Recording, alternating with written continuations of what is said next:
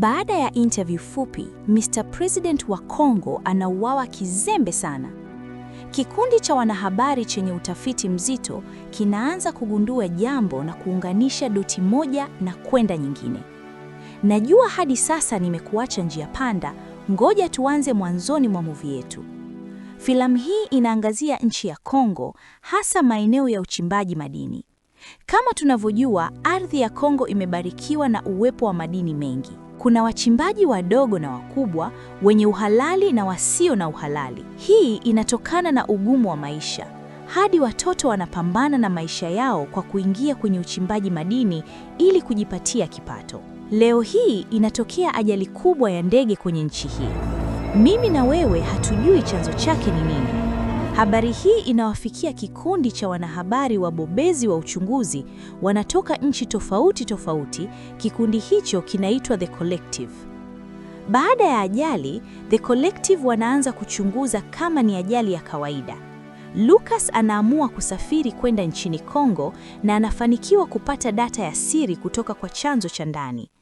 Anaunganisha ajali hiyo na mtandao wa ufisadi wa kimataifa na anagundua kuwa ajali hiyo ilikuwa imepangwa na kuna majina ya watu wakubwa sana yaliyohusika. Alipokaribia kuchapisha ushahidi huo, watu wale waliopanga ajali walianza kumfutilia ili kumuua. Wanafanikiwa kumkamata na kumuua, na walijaribu kukifanya kifo chake kionekana kama tukio la kawaida au ajali nyingine. Kifo chake kinathibitisha kuwa ajali ya ndege haikuwa bahati mbaya. Kinawafanya collective wengine watambue kuwa wako kwenye hatari ya kweli. Wanapambana na watu wasiocheza na yoyote. Hii inakuwa motisha yao kuu ya kuendelea na uchunguzi hata kama maisha yao yako hatarini. Swali la kujiuliza ni nani alitoa amri ya mauaji? Amri ilitoka kwa waziri wa usalama wa taifa akifanya kazi kwa siri ndani ya kile kinachoitwa The Inner Circle. Yeye ndiye aliyeratibu kufichwa kwa taarifa za ajali ya ndege, akilinda maslahi ya mtandao wa ufisadi wa kimataifa.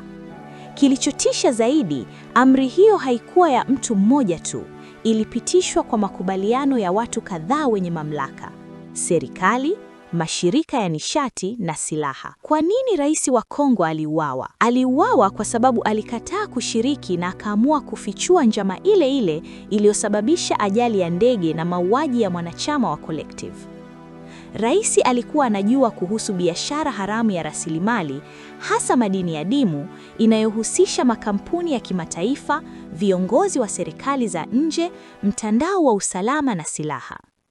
Mwanzoni alikuwa sehemu ya makubaliano ya kimya kimya, lakini baadaye alitaka kujitoa na akaanza kutoa taarifa kwa siri kwa waandishi wa uchunguzi. Aliuawa ili kuzuia ushahidi usitoke na kudumisha biashara ya rasilimali bila vizuizi. Mauaji yake yaonekane kama machafuko ya ndani au assassination ya kisiasa ya kawaida, lakini Collective wanaunganisha dots. Ni watu wale waliopanga ajali. Walianza kumfuatilia zaidi na ukweli wakaanza kuupata vyote. Chaguo walilokuwa nalo ni kuchapisha ukweli wote mara moja. Hii ilimfichua waziri wa usalama wa taifa, viongozi wa kimataifa, makampuni ya silaha na rasilimali. Waligawa ushahidi, nakala za data zilitumwa kwa vyombo vya habari vya kimataifa, waandishi wanaoaminika na mashirika ya haki za binadamu. Hakuna mtu mmoja aliyekuwa na kila kitu. Walitoa sehemu tu ya ukweli. Walichapisha uthibitisho kuwa ajali ya ndege ilikuwa sabotage pamoja na ushahidi wa mtandao wa ufisadi, lakini hawakutaja majina yote ya wakubwa. Waliwaacha wakisubiriwa na shinikizo la umma, wakamfanya adui ajifunue mwenyewe. Baada ya ripoti kutoka, serikali ilianza kujitetea kupita kiasi. Waziri wa usalama akaanza kufanya maamuzi ya haraka. Hapo ndipo alijianika kisiasa. Mwisho kabisa, kila mwanachama wa Collective anaondoka kwenda nchi tofauti tofauti, anabadilisha utambulisho. Voice over inasema kwamba kwa maana hii haikuwa mwisho wa uchunguzi, ilikuwa mwanzo wa vita ndefu. Na series yetu inaishia hapa.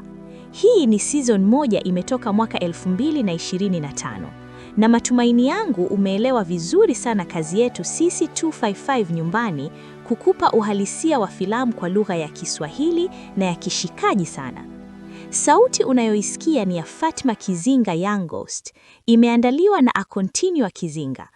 Tunakuomba usubscribe, like, share na comment, niambie umeuonaje mzigo huu. Comment yako ni ya umuhimu sana kwetu. Tunapatikana TikTok, Instagram, Facebook, Telegram na X kwa jina la 255 Nyumbani, pia tuna group la WhatsApp. Tumekuwekea links zote hapo chini. Asante.